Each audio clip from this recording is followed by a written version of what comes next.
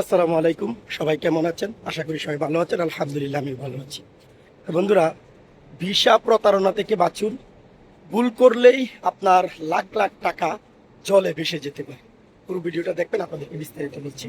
ভালো লাগলে অবশ্যই একটা লাইক দিয়ে যাবেন, আর যদি ভালো না লাগে তাহলে দেখতে থাকুন। দেখতে দেখতেই ভালো লাগা থেকে ভালোবাসা হয়ে যাবে। বন্ধুরা, কেন এই কথাটা বললাম যে ভিসা প্রতারণা থেকে বাঁচুন? যদি একটু ভুল করেন তাহলে আপনার লাখ লাখ টাকা চলে যেতে পারে।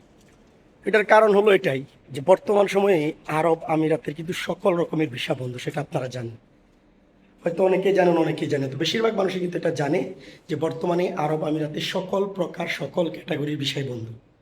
তো এই সুযোগে কিছু কিছু মানুষ আছে বলতেছে যে দুবাইয়ের ভিসা খোলা আছে, যে কোনো সিস্টেমে আপনাদেরকে লাগিয়ে দিব, যে কোনো সিস্টেমে আপনাদেরকে নিয়ে যাব, এই সেই অনেক কিছুই।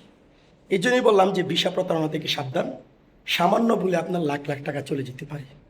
তো এই কথাগুলো যারা বলছে তারা হয়তো যে ট্রান্সগার্ডে দুবাই ট্যাক্সিতে কিছু কিছু লোক আসতেছে সেটা দেখে বলতেছে, কিন্তু ট্রান্সগার্ড বা দুবাই ট্যাক্সি কিন্তু অন্য অন্য লেবার ভিসার মতো না, সাধারণ লেবার ভিসার মতো না। ঠিক আছে, তাই ওদের প্রতারণায় পড়বেন না। যতক্ষণ পর্যন্ত আরব আমিরাতে সাধারণ লেবার ভিসা না করবে ততক্ষণ পর্যন্ত সাবধান।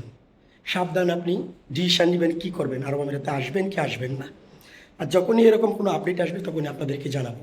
কারণ আমাকে কয়েকজনে জিজ্ঞাসা করেছে মেসেঞ্জারে বা এর মধ্যে যে ভাই, অনেকেই তো আমাকে বলতেছে, আমাদেরকে বলতেছে যে ভাই ভিসা তো চালু আছে, অনেকে আসতেছে, তো এটা কীভাবে আসতেছে?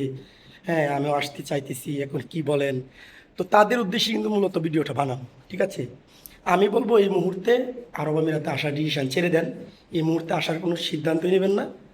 যদি আসেন সেটা যাচাই বাছাই করে আপনি দুবাই ট্যাক্সি অথবা ট্রান্সগার্ড কোম্পানি সেটা দেখে শুনে বুঝে আসতে পারেন।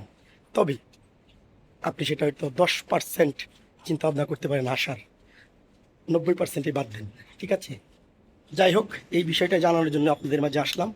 ভালো থাকবেন, সুস্থ থাকবেন, সাথে থাকবেন। নতুন কোনো আপডেট আসলে আপনাদেরকে আমি অবশ্যই জানাবো। ততক্ষণ পর্যন্ত আল্লাহ হাফেজ।